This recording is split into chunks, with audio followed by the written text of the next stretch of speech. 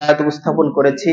বিশ্ব মানবতার জন্য চূড়ান্ত সংবিধান নাজিল হওয়ার পর থেকে পৃথিবীর ধ্বংস হওয়া পর্যন্ত সকল যুগের, সকল সময়ে, সকল স্থান, সকল পরিস্থিতির জন্য আল্লাহ তাআলা এই কোরআনকে সর্বজনীন চূড়ান্ত একটি কিতাব হিসেবে নাজিল করেছেন। আবার মানব জীবনের প্রয়োজনীয় সকল কিছুর তথ্য, তত্ত্ব এবং যাবতীয় বিষয়ের দিক নির্দেশনা আল্লাহ তাআলা এই কোরআনে উল্লেখ করেছেন। আমরা এটা সকলেই জানি। আমরা এটাও জানি আল্লাহ তাআলা কোরআনুল কারিমে বর্ণিত কোন অক্ষর, কোন শব্দ, কোন হারকত, কোন তথ্য সন্দেহ, সংশয়, মিথ্যা, ভুল থেকে সম্পূর্ণরূপে মুক্ত। এটা আমরা সকলেই বিশ্বাস করি। যদি এই বিশ্বাসের জায়গায় সামান্য ত্রুটি এসে যায়, যে না জানি এই তথ্যটা সঠিক কিনা, না জানি এই আয়াতের এই আয়াত রুকু বা সেজদা বা ঠিক আছে কিনা, তাহলে আমাদের ঈমান থাকবে না। এই কোরআনুল কারীমের ছোট্ট একটি সূরা আম্মা পাড়ায় 30তম পারার আম্মা পাড়ায় 104 নম্বর সূরা, সূরা আল হুমাজাহ। এখানে শব্দ আছে 33টা আর অক্ষর আছে 133টা। এই ছোট্ট 9টি আয়াত বিশিষ্ট সূরাতে আল্লাহ সুবহানাহু ওয়া তাআলা মৌলিকভাবে দুটি বিষয়ে মানুষের জন্য সুন্দরভাবে আলোচনা করেছেন।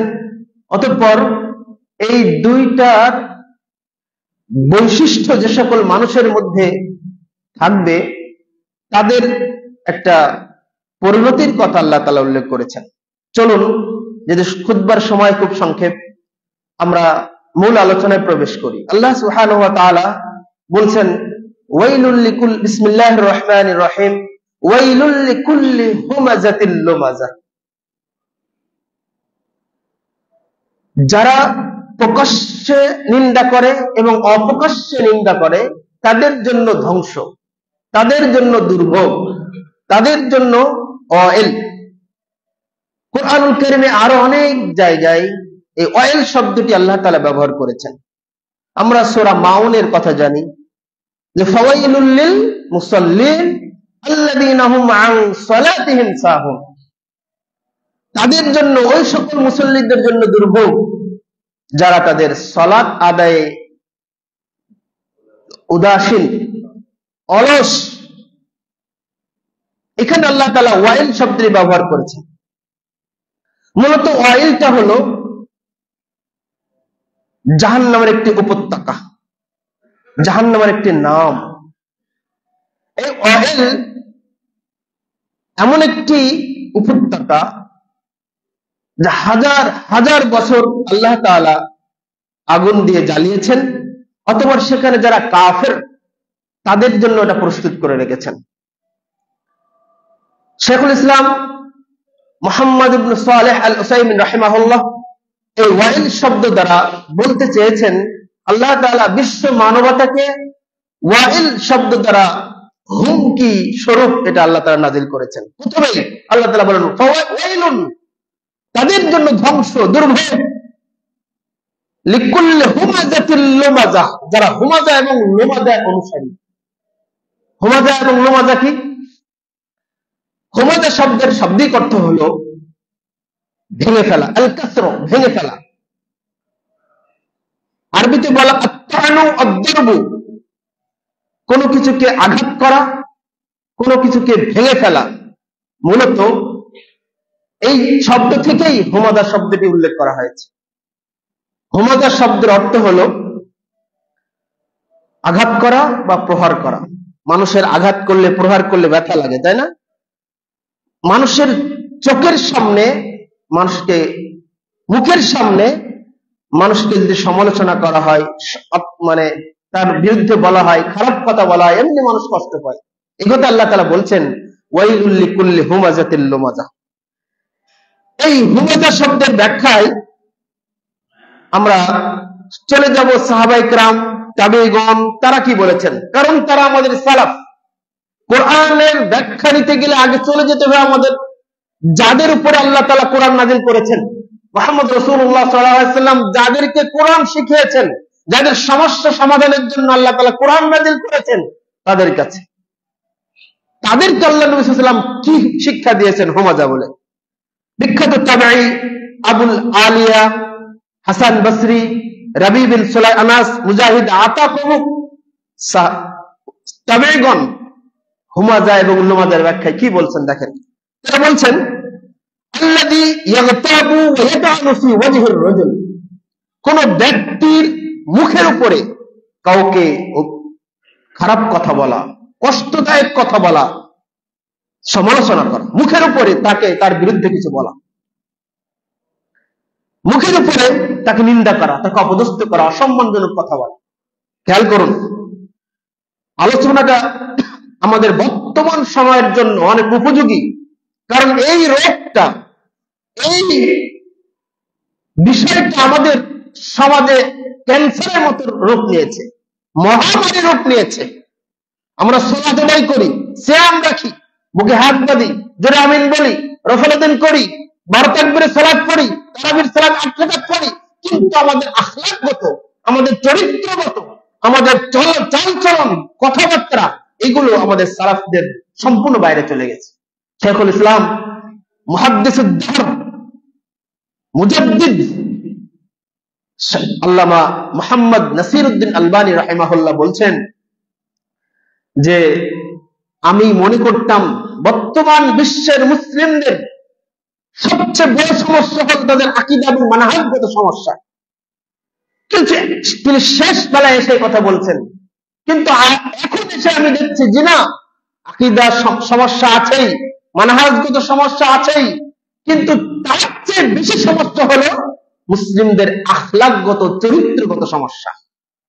পরস্পরে হিংসা বিদ্বেষ, পরস্পরের মধ্যে অহংকার, পরস্পরের ভিতরে প্রতারণা, মিথ্যা, চগলখড়ি, গীবত, তহমত, এগুলো আমাদের সমাজে একেবারে মহামারীর আকারে রূপ নিয়েছে। আল্লাহ তাআলা 1500 বছর আগে সূরা হুমাজা নাযিল করে এগুলোর বিরোধিতা করেছেন। তিনি বলছেন ওয়াইলুল লিকুল্লি হুমাজাতিল লুমাজা, প্রত্যেক ওই সকল মানুষের জন্য লয়াল ধ্বংস দুর্ভোগ যারা মানুষের মুখের উপরে তাকে অপমান করে, অসম্মান করে। আমাদের সমাজে এরকম কিছু মানুষ আছে না, হঠাৎ করে এক মানুষ আসছে, তার বিরুদ্ধে তার মুখের উপরে দুই গানে আসলে এই মুখের উপরে অপমান করা, অপদস্থ করা, তার বিরুদ্ধে আল্লাহ তাআলা কোরআন নাযিল করেছেন। তারপরে তারা বলছেন লুমাজা কি, আল্লাযী ইয়াগতাবু মিন খালফিহি ইযা গাবা, যখন কারো ব্যাপারে অপমানমূলক কিছু বলা, অবস্থ কথা বলা, যখন সে অনুপস্থিত থাকে, অনুপস্থিত থাকা অবস্থায় কারো ব্যাপারে বিরুদ্ধে বলা, তার মন্দ কথা বলা, তাকে অপমান করা, অপদস্থ করা, অসম্মানজনক কিছু কথা বলা, এটা হলো লুমাজা। এই গুণগুলো আমাদের ভিতরে আছে না? এই সমস্যাগুলো এখন আমাদের ভিতরে আছে না? এগুলো ব্যাপক আকারে চলছে এই চর্চা। কাতাদা, এই আলোচনাটা ইমাম তাবারি, ইমাম কুরতুবী রাহিমাহুল্লাহ তার তাফসীরে নিয়ে এসেছেন। কাতাদা রাহিমাহুল্লাহ একজন বিখ্যাত তাবেঈ, তিনি বলছেন আম্মাল হুমাজা, হুমাজা হলো ফাআকালু লুহুমুন নাস, মানুষের গোশত ভক্ষণ করা। খেয়াল করো, হুমাজা মানুষের নিন্দা করা, প্রকাশ্য নিন্দা করা, মানে মানুষের গোশত ভক্ষণ করা। যারা মানুষের গোশত ভক্ষণ করে, আচ্ছা আপনাদের কাছে প্রশ্ন, মানুষকে মানুষের গোশত কখন ভক্ষণ করতে পারে? কখন করে? কোন সময় গোশত ভক্ষণ করে? আল্লাহ রাব্বুল আলামিন এই কাতাদা রাহিমাহুল্লাহ তিনি যে এই কথাটা নিয়ে এসেছেন ওই সূরা হুজুরাতের ওই আয়াতের আলোকে। আল্লাহ তাআলা বলছেন ইয়া আইয়ুহাল্লাযীনা আমানু ইজতানিবু কাসীরাম মিনাজ-যন্নি ইন্না বা'দাজ-যন্নি ইসম ওয়া লা তাজাসসু ওয়া লা ইয়াগতাব বা'দুকুম বা'দা আইয়ুহিব্বু আহাদুকুম আন ইয়াকুলা লাহমা আখিহি মাইতান ফাকারিহতুমু। তোমরা পরস্পর দোষ অন্বেষণ করো না, পরস্পর গোয়েন্দাগিরি করো না, পরস্পর গীবত তহমত করো না, গীবত দিও না। অন্যের উপস্থিতি হোক অনুপস্থিতি হোক, কারোর বিরুদ্ধে খারাপ বদ সত্য গুণাবলীগুলো বলো না। তোমরা কি চাও, পছন্দ করো তোমরা তোমাদের মৃত ভাইয়ের গোশত খেতে তোমাদেরকে পছন্দ করে? বরং তোমরা এটা অপছন্দই করে থাকো। এই দেখেন, গীবত করা মানে আপনি আপনার মৃত ভাইয়ের গোশত ভক্ষণ করলেন। এই কথাই কাতাদা, ইমাম কাতাদা রাহিমাহুল্লাহ বলছেন যারা মানুষের গোশত ভক্ষণ করে, মানে যারা গীবত করে। গীবত কি? মানুষের সামনে বা পিছনে তার খারাপ কোনো কথা নিয়ে আলোচনা করা, হাসি ঠাট্টা করা। সাহাবায়ে কেরাম জিজ্ঞাসা করলেন, যদি ওই গুণটা তার মধ্যে থাকে, বলে যদি তার ভিতরে থাকে এটাই তো গীবত, আর যদি না থাকে তাহলে তার প্রতি বুহতান অপবাদ দিলে। তারপরে লুমাজা কি? আর লুমাজা হলো যারা পরস্পরকে বেশি পরিমাণ অভিশাপ দেয়, বেশি পরিমাণ নেতা কর্মীকে অভিশাপ দিয়ে থাকে, তারপরে মাতব্বর সমাজস্থ অন্যান্য ছোট মানুষকে অভিশাপ দিয়ে থাকে, বাড়ির কাজের লোককে অভিশাপ দিয়ে থাকে, শিক্ষক ছাত্রীকে অভিশাপ দিয়ে থাকে, স্বামী স্ত্রীকে অভিশাপ দিয়ে থাকে, বাবা মা সন্তানকে অভিশাপ দিয়ে থাকে, তাই না? যারা এই রকম কাজে অভ্যস্ত তাদের বিরুদ্ধে আল্লাহ তাআলা কোরআনে আয়াত সূরাকে নাযিল করেছেন, ওয়াইলুল লিকুল্লি হুমাযাতিল লুমাযা। এবার দেখেন রাইসুল মুফাসসিরিন আব্দুল্লাহ ইবনে আব্বাস রাদিয়াল্লাহু আনহু, তাকে বলা হয় মুফাসসিরদের সরদার। আল্লাহ রাব্বুল সাল্লাল্লাহু আলাইহি ওয়াসাল্লাম তার জন্য দোয়া করেছিলেন, আল্লাহুম্মা ফাক্কিহহু ফিদ-দীন ওয়া আল্লিমহু আত-তা'ওয়ীল। হে আল্লাহ, তুমি আব্দুল্লাহ ইবনে আব্বাসকে ফকিহ, দ্বীনের বুঝ দান করো এবং কোরআনের তা'ওয়ীল তাফসীর করার সুযোগ তৌফিক দান করো। তাকে রাইসুল মুফাসসিরিন বলা হয়। সাহাবায়ে কেরাম আল্লাহ রাসূল ইন্তেকালের পরে খলিফাগণ তার কাছে তাফসীর গ্রহণ করতেন। তিনি বলছেন হুমাজা এবং লুমাজার ব্যাখ্যায়, তিনি বলছেন যারা চগলখড়ি করে বেড়ায়, একজনের কথা আর একজনকে বলে বেড়ায়, একজনের কথা খারাপ কথা আর একজনকে বলে তার ব্যাপারে খারাপ মানসিকতা সৃষ্টি করে, ছোট ভাই বড় ভাইয়ের বিরুদ্ধে বলে, এক সম্পাদক আরেক সম্পাদকের বিরুদ্ধে বলে, এক নেতা আরেক নেতার বিরুদ্ধে সত্য মিথ্যা মিশ্রণ করে এই যে দ্বন্দ্ব পার্টি বাঁধিয়ে দেয়। যারা বেশি বেশি চগলখড়ি করে, একজনের কথা আর একজনকে লাগিয়ে বেড়ায়। তারপরে আল মুফসিদুনা বাইনাল উহুব্বা, আর একটা কি করে, যে বন্ধুত্বের মধ্যে ফাটল তৈরি করে দেয়। দুজনের মাঝে খুব ভালো সম্পর্ক, মাঝখান থেকে তৃতীয় পক্ষ এসে দুইজনের বিরুদ্ধে এমন কথা লাগিয়ে দিল, শত্রুতা বেঁধে গেল। সমাজে আছে না এরকম? অহরহ ঘটছে এগুলো। তারপরে আল বাগুন লিল বারাইল আইব, আর নির্দোষ ব্যক্তির দোষ অন্বেষণ করা, এগুলো সবই হুমাজা এবং লুমাজার অন্তর্ভুক্ত। সেই 2000 বছর আগে আব্দুল্লাহ ইবনে আব্বাস রাদিয়াল্লাহু আনহু এই কথা বলছেন যে যারা চগলখড়ি করে, যারা নামিরা একজনের কথা আর একজনকে লাগিয়ে বেড়ায়, যারা পরস্পর বন্ধুদের সম্পর্ক নষ্ট করে দেয়, এবং যারা নির্দোষ মানুষের দোষ অন্বেষণ করে, নির্দোষ অথবা তার দোষ খুঁজে বেড়ানোর জন্য তার বিরুদ্ধে লোক লাগিয়ে যায়, তার বিরুদ্ধে মানুষ লাগিয়ে দেয়, তার বিরুদ্ধে তাকে দেখার জন্য সিসি ক্যামেরা ফিট করে দেয়, এই রকম মানুষও হুমাজা এবং লুমাজার অন্তর্ভুক্ত। ইবনে কাইসান একজন বিখ্যাত তাবেঈ, তিনি বলছেন আল হুমাজা, হুমাজা হলো আল্লাযী জুলাসাহু বিস-সুন্নাহ, একই মজলিসে বসে আছে, মসজিদে হোক, বাড়িতে হোক, দোকানে হোক, অফিস আদালতে হোক, যে কোন জায়গায় হোক, একই জায়গায় 5 জন 7 জন 8 জন 10 জন বসে আছে। বলছে উপস্থিত বৈঠকে বসে থেকে অন্য আরেকজনের ব্যাপারে খারাপ মন্তব্য করা, কটু মন্তব্য করা, মিথ্যা কথা বলা, তার বিরুদ্ধে মিথ্যা অপবাদ দেওয়া, এটা হলো হুমাজা। দেখছেন বর্তমান বাস্তবতা 2000 বছর আগে তারা কোরআনের আয়াতের ব্যাখ্যা কত চমৎকার করে দিয়েছেন। দরকার আছে এখন নতুন এই বিভিন্ন এই যে পথভ্রষ্ট মুফাসসিরদের তাফসীর নেওয়ার কোনো দরকার আছে? 2000 বছর আগে সাহাবীগণ তাবেঈগণ তার খুব সুন্দর ব্যাখ্যা দিয়েছেন বাস্তব সম্বন্ধে, আজ থেকে 1500 বছর পরেও সেটা বাস্তবে রূপ দান করছে। তারা বলছেন যে বৈঠকে বসে একজন আরেকজনের ব্যাপারে কটু মন্তব্য করা, কুমন্তব্য করা, খারাপ কথা বলা, খারাপ কথা দিয়ে তাকে সম্বোধন করা, আমাদের সমাজে এগুলো ঘটছে।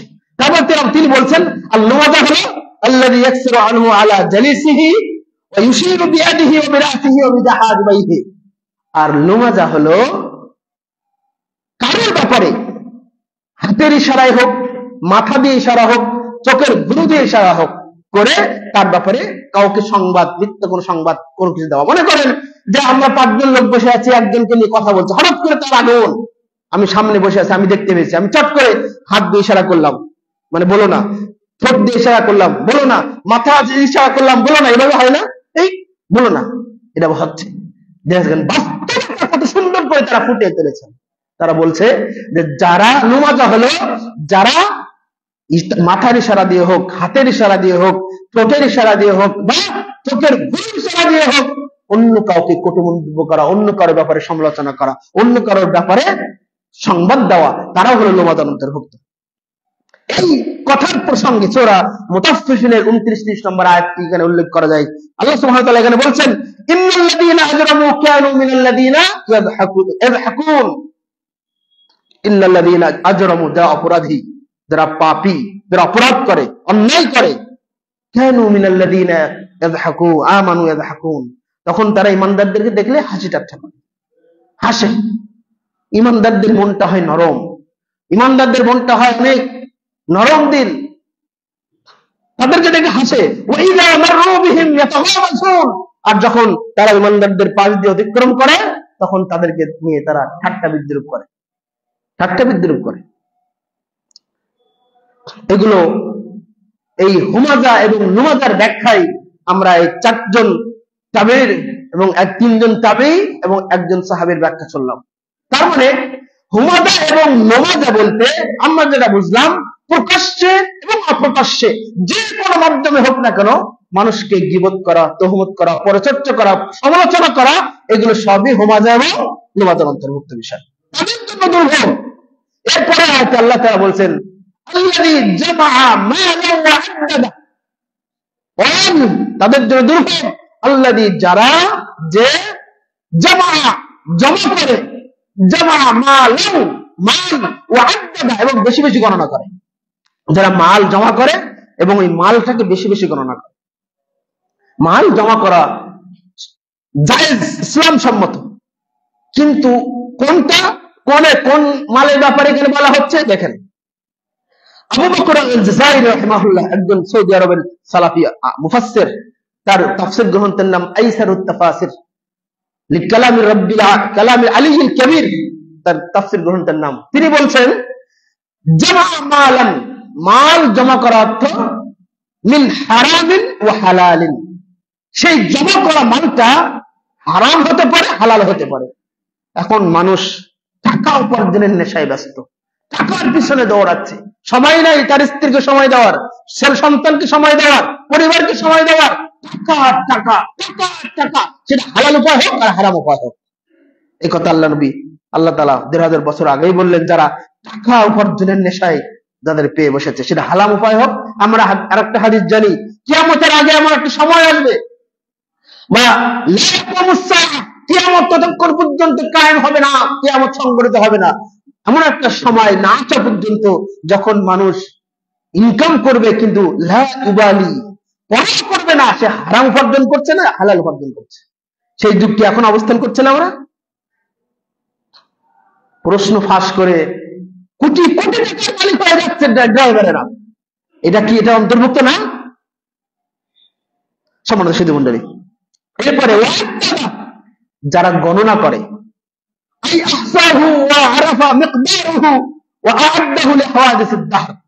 আর ওই গণনা করা, ওই মাল জমা করা হারাম যে মাল বারবার গণনা করে, বারবার কত টাকা আছে প্রত্যেক মাসে স্টেটমেন্ট তোলে, এবং যুগের পর যুগ ওই মাল জমা করবে, ওই মাল গুনবে, কত টাকা আসলো, কত টাকা লাভ হলো, কত টাকা মুনাফা হলো, কত স্টেটমেন্ট প্রত্যেক মাসে উঠে ওটা দেখা হয়, তাই না? যারা এই বৈশিষ্ট্যের অধিকারী তাদের বিরুদ্ধে আল্লাহ তাআলা এই সূরাটি নাযিল করেছেন। ইবনে কাসির রাহিমাহুল্লাহ তিনি বলছেন, জামাআহু বা'দাহু আলা বা'দ ওয়াহতা'াদাদা, যা একের পর এক মাল সম্পদ জমা করতেই থাকে আর শুধু গণনা করতেই থাকে, কত টাকা হলো, কত লাভ হলো, কত লোকসান হলো, এই নিয়ে পেরেশানি, এই নিয়ে চিন্তা, এই নিয়ে তার হতাশা, তার জীবন যাপন রোগগ্রস্ত হয়ে যাচ্ছে। তারা এমন বৈশিষ্ট্যের অনুসারী, তাদের বিরুদ্ধে এই সূরাটি আল্লাহ নাযিল করেছেন। মুহাম্মদ ইবনে কাব একটা চমৎকার ব্যাখ্যা করেছেন। তিনি বলছেন, জামা মালা ওয়া আদ্দাদা অর্থ আল-হাউ মালাহু বিন-নাহারে হাযা ওয়া হাযা, দিনের বেলায় ও শুধু দেয় এটা আমার, ওই মাল, ওই সম্পদ, এটা এটা এইভাবে করে সে চিৎকার, সে পরিশ্রম, সে সময়, সে ক্লান্তহীন শ্রমে ছুটছে। আর ফাইদা কানাল লাইল, আর যখন রাতের বেলায় চলে আসে, নামা, সে ঘুমিয়ে যায়, কান্নাহু জিফা, মনে হয় সে মৃতদেহ, লাশ হয়ে পড়ে থাকে। সারাদিন পরিশ্রম করে আমরা সুদের পিছনে দৌড়াই, ঘুষের পিছনে দৌড়াই, হারামের পিছনে দৌড়াই করার পরে রাতে সবাই তোমার ঘুমাতে যায়, ঘুম যখন পড়ে যায় তখন তো মানুষ মারা যায়, তাই না? তিনি বলছেন কান্নাহু জিফা, সারাদিন এত কষ্ট, এত পরিশ্রম, রাতের বেলায় একটা ধর, একটা অসার প্রাণী পড়ে থাকে ঘুমিয়ে গেলে, কোনো মূল্য নাই জীবনের। মানুষ মারা গেলে তার কোনো মূল্য নেই। এই সম্পদ, এই টাকা, এই সহায়, এই সম্পদ, এই অর্থবিত্ত, এই পদমর্যাদা, এই সবকিছু শেষ। এই সম্পদটার কথা বলা হয়েছে। আব্দুর রহমান আল-নাসির আস-সাদি রাহিমাহুল্লাহ তিনি বলছেন, জামউল মাল ওয়া তা'দীদুহু ওয়াল গিবতাতু বিহ, যারা মাল জমা করে, গণনা করে এবং অন্যের সম্পদ দেখে প্রতারিত হয়। অন্যের দুতলা বিল্ডিং, আমারও দুতলা বিল্ডিং হলে ভালো হয়। অন্যের বাড়িতে ফার্নিচার আছে, আমার বাড়িতে ফার্নিচার নাই। অন্যের বাড়ি 5 তলা, আমার বাড়ি 5 তলা চাই। অন্যের মোটরসাইকেল গাড়ি আছে, আমার মোটরসাইকেল নাই। অন্যের মার্সিডিজ গাড়ি আছে, আমার নাই। এই যে উচ্চবিলাসী চিন্তা ভাবনা, আব্দুর রহমান ইবনে নাসির আস-সাদি রাহিমাহুল্লাহ বলছেন, যারা তারা হলো জামা মাল, মাল জমা করে। আর ওয়াদাদা বলতেন, তিনি বলছেন ওয়ালাইসা লাহু রাগবাতুন ফি ইনফাকিহি ফি তুরুকিল খায়রাত ওয়া সিলাতিল আরহাম। আর যারা এরকম কি করে, আর তারা যে কত কাজ আছে, কত কল্যাণমূলক কাজ আছে সমাজে, মসজিদ নির্মাণের জন্য, মাদ্রাসা নির্মাণের জন্য, হালাকা প্রতিষ্ঠা করার জন্য, ইসলামী দাওয়াতি কার্যক্রম পরিচালনার জন্য যত খায়রাত কাজ আছে, যত ভালো কাজ আছে, সেই ভালো কাজে সে অর্থ ব্যয় করে না। এমনকি ওয়াসিলাতুল আরহাম, আত্মীয়তার বন্ধন বা আত্মীয়তার মাঝেও দান সাদাকা করে না, কৃপণতার কারণে। এই কথা আল্লাহ রাব্বুল আলামিন এই সূরাগুলো যে বললেন। সম্মানিত সুধী মণ্ডলী, এরপরে আরো কিছু কথা ছিল, কিন্তু শেষ সময় পাবো না। এই দুই বৈশিষ্ট্যের অধিকারী মানুষ, যারা প্রকাশ্যে অপ্রকাশ্যে নিন্দা করে, সেটা হাতের ইশারায় হতে পারে, মুখের কথায় হতে পারে, মাথার ইশারায় হতে পারে, আর যারা মাল জমা করে, যারা সম্পদ জমা করে এবং বারবার গণনা করে কত টাকা হলো, কত টাকা লাভ হলো, এই বৈশিষ্ট্যের যারা অধিকারী, তাদের ব্যাপারে আল্লাহ রাব্বুল আলামিন বলছেন, এবং তারা মনে করে ইয়াহসাবু আন্না মালাহু আখলাদা, এই সম্পদ, এই টাকা, এই ধন, এই দৌলত তাকে সারা জীবন দুনিয়াতে বাঁচিয়ে রাখবে, স্থায়ী করে রাখবে। কত সুন্দর করে আমরা টাইলস করে বিল্ডিং করি, কত সুন্দর করে, কত কোটি কোটি টাকা খরচ করে আমরা বিল্ডিং করছি, মনে করি আমরা সারা জীবন এই বিল্ডিং এ থাকবো, সারা জীবন আমি এই বিল্ডিং এ পড়ে থাকবো। কিন্তু আল্লাহ তাআলা সেই কথাই বলছেন, ইয়াহসাবু, তারা মনে করে, আন্না মালাহু, এই সম্পদ, আখলাদা, তাকে চিরদিন বাঁচিয়ে রাখবে। জি না। তারপরে আল্লাহ বললেন, কাল্লা, কাল্লা, সম্ভব কখনো নয়। কাল্লা লায়ুমবাদান্না ফিল হুতামা, কখনো নয়। অবশ্যই অবশ্যই তাকে পিষ্টকারী জাহান্নামে নিক্ষিপ্ত হতে হবে। বলছে কাল্লা লায়ুমবাদান্না ফিল হুতামা, তাকে নিক্ষিপ্ত হবে হুতামা নামক জাহান্নাম। হুতামা মানে যা পিষ্ট করে। এই যে জাতা চিনি আমরা, জাতা, জাতার মাঝখানে যে সরিষার দানা হোক, চাউল দিয়ে হোক, যে ঘোরানো হয়, কিভাবে পিষে যায়, একেবারে মিহি হয়ে যায়, তাই না? যারা এই হুমাজা এবং লুমাজা এর অনুসারী, বৈশিষ্ট্যের অধিকারী, এবং যারা মাল জমা করে, মনে করে এই মাল আমাকে চিরদিন বাঁচিয়ে রাখবে, বারবার গণনা করে, বেশি বেশি স্টেটমেন্ট তোলে, বারবার গণনা করে, তাদেরকে আল্লাহ তাআলা হুতামা নামক জাহান্নামে নিক্ষেপ করবেন। যে হুতামা হলো পিষ্ট করে দেয়, জাতা যেমন তার পণ্যকে পিষ্ট করে দেয়, এরকম পিষ্ট করে দেয়। তারপর আল্লাহ রাব্বুল বলছেন, ওমা আদরাকা মাল হুতামা, মুহাম্মদ সাল্লাল্লাহু আলাইহি ওয়াসাল্লাম, তুমি কি জানো হুতামা নামক জাহান্নাম কি? হুতামাটা কি? নারুল্লাহিল মুকদা। আল্লাহ উত্তর দিয়ে দিচ্ছেন, সেটা হলো আল্লাহর প্রজ্বলিত অগ্নি। হুতামা নারুল্লাহিল মুকদা। মুকদ শব্দের অর্থ হলো প্রেসার কুকার। মুকদ শব্দের অর্থ হলো প্রেসার কুকার। প্রেসার কুকারের একটা বৈশিষ্ট্য আছে, আমরা জানি প্রেসার কুকার চতুর সাইডে বন্ধ থাকে, মাথায় একটা বাটি মতন থাকে, ওটা বন্ধ করার পরে কিন্তু বাঁশি দেয়, তাই না?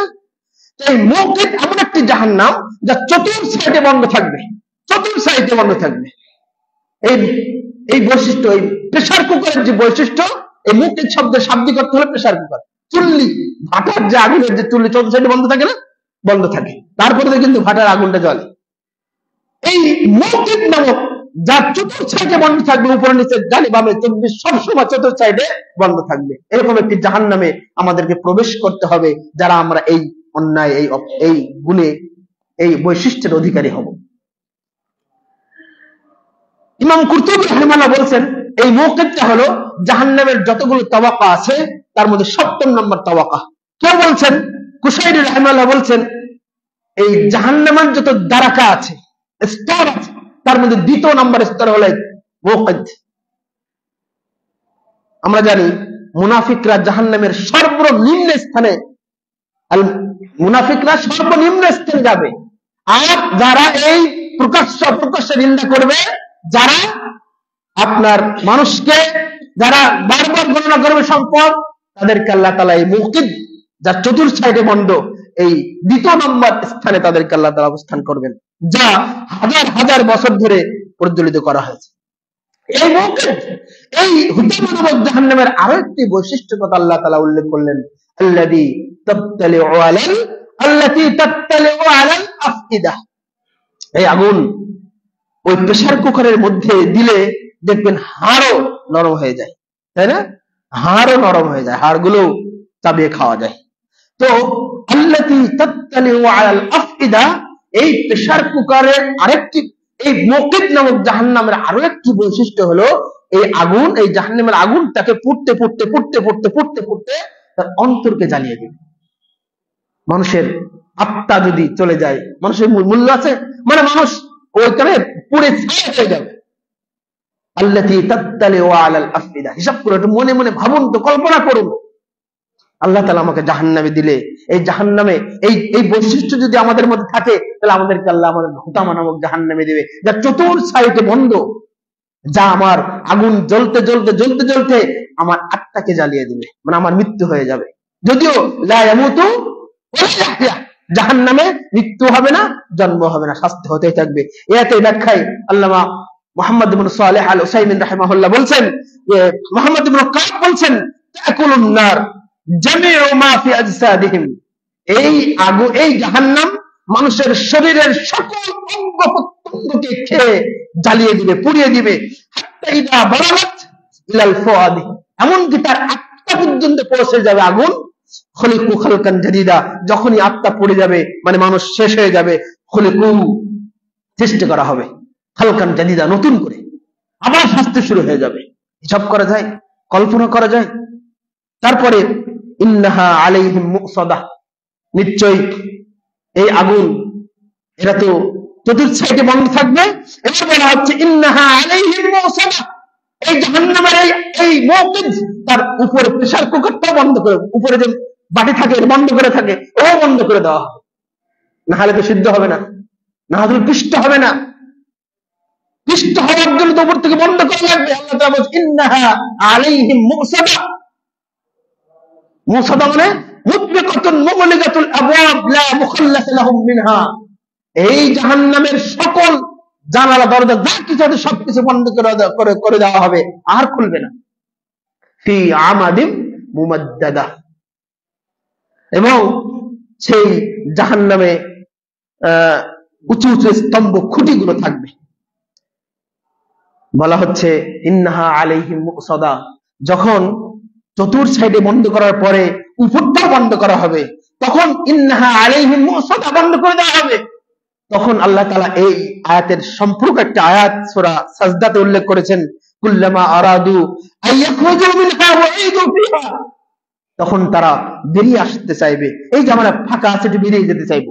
কুল্লামা আরাদু, তারা চাইবে আইয়াখরুজু মিনহা, সেখান থেকে বেরিয়ে আসতে, কিন্তু ওয়াকিলা লাহুম যুকু আযাবান নার, কিন্তু তাদেরকে বলা হবে আচ্ছাদন করো জাহান্নামের আগুন, আল্লাযী কুনতুম বিহি তুকাদ্দিবুন, তোমরা তো এই জাহান্নামকে অস্বীকার করেছিলে, এই শাস্তিকে অস্বীকার করেছিলে দুনিয়াতে বারবার বলা হয়েছে, সূরা হুমাযা তেলাওয়াত করেছো, বারবার হুমাযা মসজিদে ইমাম তেলাওয়াত করে থাকে, নিজেরা পড়ে থাকে, এই হুমাযা তোমার অন্তরকে করাহাত করেই তোমার অন্তরকে প্রস্তুত করেনি, তুমি নিজেকে সেখান থেকে বিরত হওনি, অতএব তোমার আর ফিরে আসার কোনো সুযোগ নাই। ইন্নাহা আলাইহিম মুসাদা ফি আমাদিন মুমাদ্দাদা, এবং সেখানে উঁচু উঁচু স্তম্ভগুলো থাকবে। এটার কয়েকটি ব্যাখ্যা। কেউ বলেছেন এই উঁচু উঁচু থাম দিয়ে তাদেরকে আগুনে আটকে রাখা হবে, আগুন ওই থামের ভিতরে বেঁধে বেঁধে আটকানো হবে, শাস্তি দেওয়া হবে। কেউ বলেছেন এই উঁচু থামগুলোর সাথে জাহান্নামের যত ওই মুখে ওই হুতামা নামক জাহান্নামের যত জানালা দরজা যা আছে সব আটকে রাখা হবে, যাতে জানালা দরজা খুলে যাওয়ার সম্ভাবনা না থাকে, খুলে যেতে না পারে।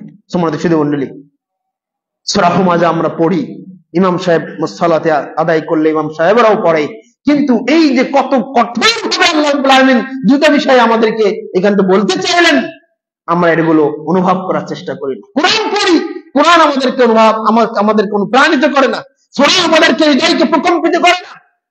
অথচ আল্লাহ তাআলা বলছেন ইন্নামাল মুমিনুনা আল্লাযীনা ইযা যুকিরাল্লাহু ওয়াজিলাত কুলুবুহুম, যখন তাদের সামনে আল্লাহর স্মরণ করা হয় অন্তরকে প্রকম্পিত হয়ে ওঠে। হুমাযা আমরা পড়ি, কোরআন তেলাওয়াত করি, কোরআন তেলাওয়াত করে আমাদের অন্তরকে রেখাপাত করে না, আমাদের জীবনকে প্রভাবিত করে না। সালাত আদায় করি, ওই সালাত আমাকে অন্যায় থেকে ঠেকায় না। আমি সালাত আদায় করি, সুদ আমাকে ঠেকায় না। আমি সালাত আদায় করি, কোরআন তেলাওয়াত করি, কিন্তু কোরআন আমার ইসলাম অনুযায়ী জীবন যাপন করাতে হবে, এই চিন্তা চেতনা আমাদেরকে জাগায় না। আল্লাহ তাআলা বলছেন ইন্নাস সালাতা তানহা আনিল ফাহশাই ওয়াল মুনকার, নিশ্চয়ই সালাত যাবতীয় অন্যায় অশ্লীল কাজ থেকে দূরে রাখে। এই সালাত আমি আদায় করি, সুদও খাই, সালাত আদায় করি, ঘুষও খাই, সালাত আদায় করি, গীবত করি, সালাত আদায় করি, তহমত দেই, সালাত আদায় করি, মিথ্যা কথা বলি, চগলখড়ি করি, হাজারো পাপের সাথে আমি জড়িত। তাহলে সালাত আমার কবুল কিভাবে হচ্ছে? সালাত তো আমাকে খারাপ থেকে ঠেকাচ্ছে না।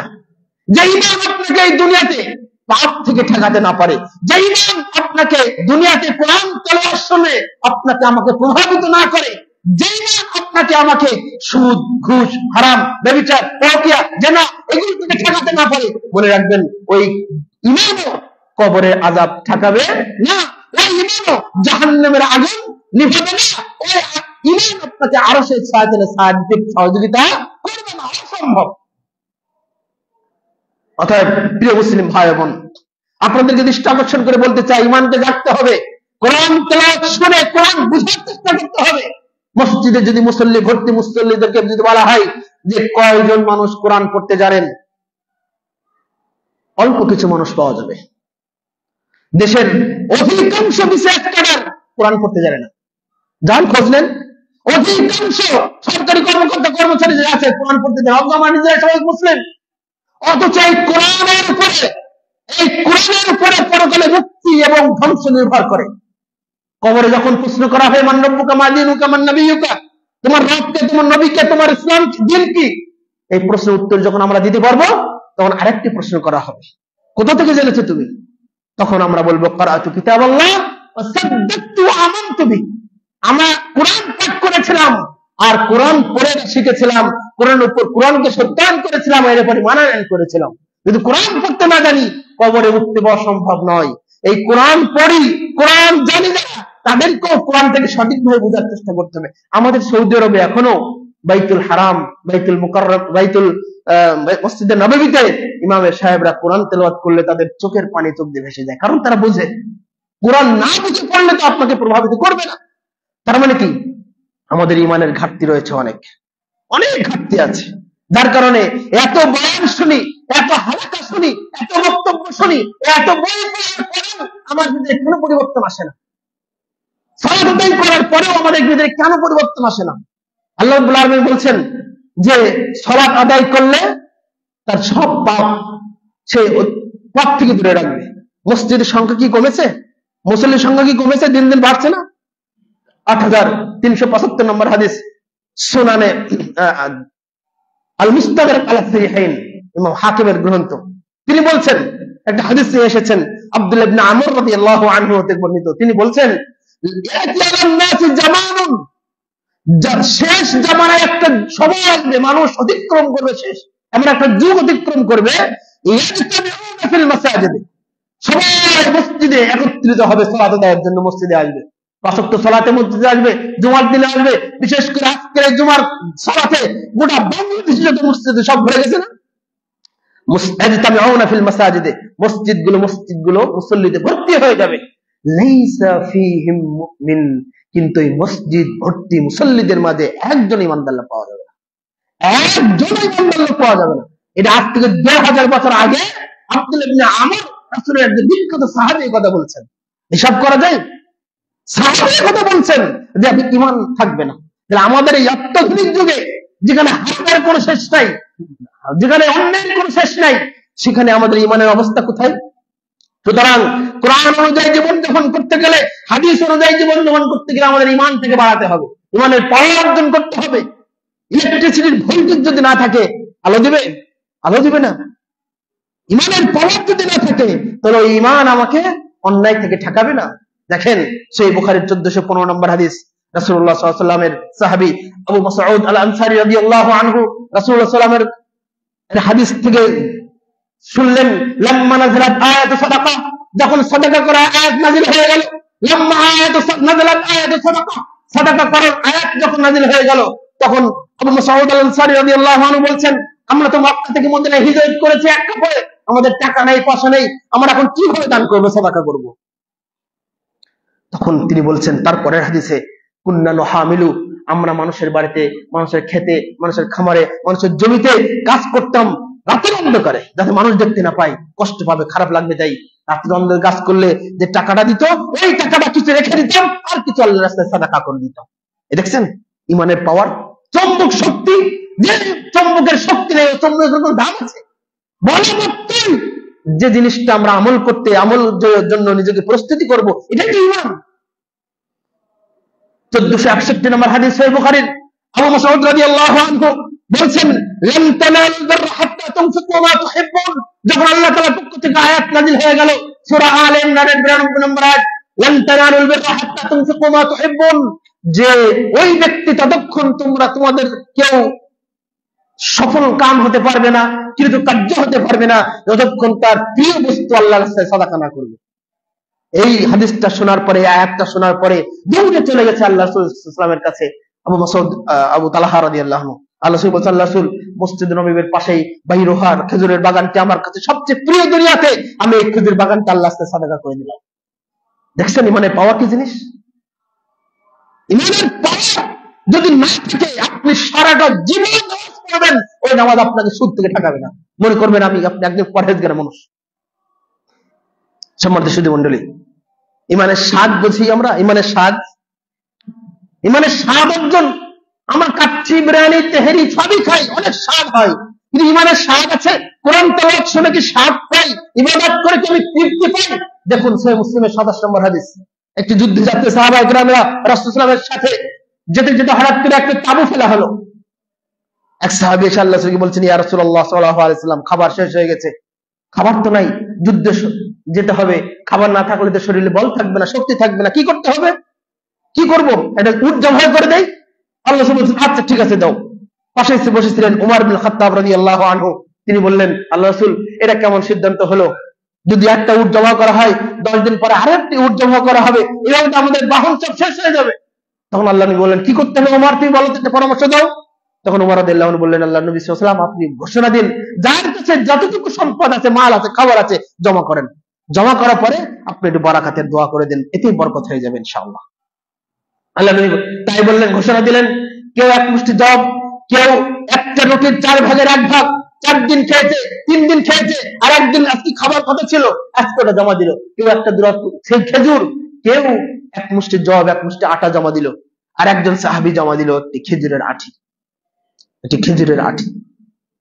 আল্লাহ নবী সাল্লাল্লাহু আলাইহি ওয়াসাল্লাম তাকে কৌতূহলবশত জিজ্ঞাসা করলেন, ভাই, সবাই কেউ না কিছু না কিছু দান জমা দিয়েছে, খেজুর একটা, ওদের একটা রুটি 4 ভাগের 1 ভাগ, অথবা এক মুষ্টি জব, তুমি আঠি কেন জমা দিলে ভাই? তখন ওই সাহাবী বলছেন, ইয়া নবী, ইয়া রাসূলুল্লাহ, আমার কাছে আর তো কিছু নাই, আমার যখন ক্ষুধা লাগে তখন এই খেজুরটা আমি চুষার পরে 1 ঢোক 2 ঢোক পানি খেয়ে যাই, এতে আমার পেট ভরে যায়। সুবহানাল্লাহ। আপনি কি মনে করেন এই হাদিসটা? এটা কি এমনি স্বাদ? ওই আটি খেয়ে কি মানুষের ক্ষুধা মরে? ক্ষুধা যায়? কিসে তার ক্ষুধা মরছে বলেন তো? ঈমানের শক্তিতে। ওনার এক চাহিদা একটাই, স্বপ্ন একটাই, জিহাদে যাব, যুদ্ধ করব, শাহাদাতের পেয়ালা পেয়ে আমি জান্নাতে চলে যাব, এটাই তার একমাত্র চাহিদা। এই ইমানের সাহায্য যাবে আপনি তাদের মতো না পাই, কোরআন তেলাওয়াত প্রত্যেক দুদিন পর আমি যদি খতম করি কোনো লাভ নাই। অতএব ইমান থেকে আমাদেরকে মজবুত করতে হবে, কোরআন পড়তে হবে, কোরআন পড়ে নিজেকে মানতে হবে এবং পরিবারকে মানাতে হবে। এই সমাজ বিধ্বংস অস্ত্রগুলো আমাদেরকে এগুলো থেকে বেরিয়ে আসার চেষ্টা করতে হবে। সম্মানিত সুধী মণ্ডলী, আমি সূরা হুমাযার আলোচনার শেষ অংশে এসে আপনাদেরকে উদাত্ত আহ্বান জানাতে চাই। সূরা হুমাযা আমাদের ইমাম সাহেব পড়ে, আমরাও পড়ি, ছোট ছোট সূরা, অথচ এই সূরা হুমাযা পড়ে আমাদের অন্তরে দাগ কাটে না, জাহান্নামের এই ভয় আমাদের হৃদয়ে রেখাপাত করে না। আসুন আমরা এটা বুঝি, বুঝার পরে নিজেকে মেনে চলার চেষ্টা করি। আল্লাহ তাআলা আমাদের তৌফিক দান করুন, আল্লাহুম্মা আমিন। পরিশেষে আমি আপনাদেরকে যে কথা বলতে চাই সেটা হলো মুহররম মাস। মুহররম মাসের একটি করণীয় হলো এই মুহররম মাসের সিয়ামটা রমাদানের সিয়াম ফরজ হওয়ার আগে ফরজ ছিল। যখন রমাদানের সিয়াম ফরজ হয়ে গেল তখন আল্লাহ নবী সাল্লাল্লাহু আলাইহি ওয়াসাল্লাম বললেন, তোমাদের যার ইচ্ছা রাখতে পারো, যার ইচ্ছা ছেড়ে দিতে পারো। নবী সাল্লাল্লাহু আলাইহি ওয়াসাল্লাম মক্কা থেকে মদিনায় হিজরত করার পরে দেখলেন যে ইহুদিরা সিয়াম রাখছে আশুরার দিন 10 তারিখে। কেন সিয়াম রাখছো? যে এই দিনে আল্লাহ তাআলা মুসা আলাইহিস সালাতু ওয়াস সালামকে ফিরআউনের কবল থেকে রক্ষা করেছিলেন, তাই তার শুকরিয়া স্বরূপ তিনি সিয়াম রেখেছিলেন, আমরাও সিয়াম রাখি। তখন আল্লাহ নবী সাল্লাল্লাহু আলাইহি ওয়াসাল্লাম বলেছেন, আমরাই তো বেশি হকদার, তোমরা আগামী বছর থেকে আল্লাহ যদি বাঁচিয়ে রাখে আমরা 2টা সিয়াম রাখবো ইনশাআল্লাহ। সম্মানিত সুধী মণ্ডলী, আশুরার সিয়ামের উপলক্ষে, আশুরা উপলক্ষে দ্বিতীয় কোনো করণীয় নাই, একটা করণীয় ছাড়া, সে হলো সিয়াম। 9, 10 অথবা 10, 11, 16 জুলাই, 17 জুলাই অথবা 17 জুলাই, 18 জুলাই, তবে 9, 10টাই সবচেয়ে ভালো, উত্তম। উল্লেখ্য, কারবালার সাথে আশুরার কোনো সম্পর্ক নাই, আশুরার সিয়ামের সাথে কারবালার কোনো সম্পর্ক নাই। হ্যাঁ, কাকতালীয়ভাবে এই 10 তারিখে কারবালার ঘটনা ঘটে যেতে পারে, কিন্তু আশুরার সিয়ামের সাথে, মুহররমের সিয়ামের সাথে কারবালার কোনো সম্পর্ক নাই। আমাদের সিয়ামের উদ্দেশ্য হবে শুধুমাত্র শুকরিয়া, নাজাতের মুসা আলাইহিস সালাম ফিরআউনের কবল থেকে আল্লাহ রক্ষা করেছিলেন, তার শুকরিয়া স্বরূপ আমরা সিয়াম রাখবো। আল্লাহ রাব্বুল আলামিন আমাদের সকলকে এই মুহররমের 2টা সিয়াম পালন করার তৌফিক দান করুন। এর ফজিলত হলো রাসূলুল্লাহ সাল্লাল্লাহু আলাইহি ওয়াসাল্লাম বলেছেন, সিয়ামু ইয়াউমি আশুরা আহতাসিবু আন ইউকাফিরা সানাতাল্লাতী বা'দা ক্বাবলা। যে ব্যক্তি সিয়াম, আশুরার সিয়াম আমি মনে করি, আমি বিশ্বাস করি আল্লাহ তাআলা তাকে পূর্বের 1 বছরের সগীরা গুনাহের কাফারা করে দিবে আল্লাহ সুবহানাহু ওয়া তাআলা।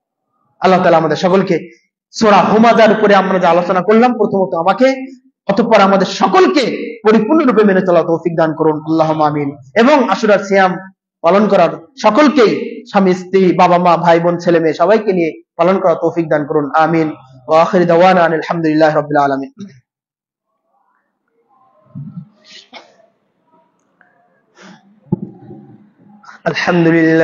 আলহামদুলিল্লাহ নাহমাদুহু ওয়া নাস্তাঈনুহু ওয়া নাস্তাগফিরুহু ওয়া নু'মিনু বিহি ওয়া নাতাওয়াক্কালু আলাইহি ونعوذ بالله من شرور أنفسنا ومن سيئات أعمالنا من يهده الله فلا مضل له ومن يضلله فلا هادي له وأشهد أن لا إله إلا الله وحده لا شريك له وأشهد أن محمدا عبده ورسوله إن الله ملائكته يصلون على النبي يا أيها الذين آمنوا صلوا عليه وسلموا تسليما اللهم صل على محمد وعلى آل محمد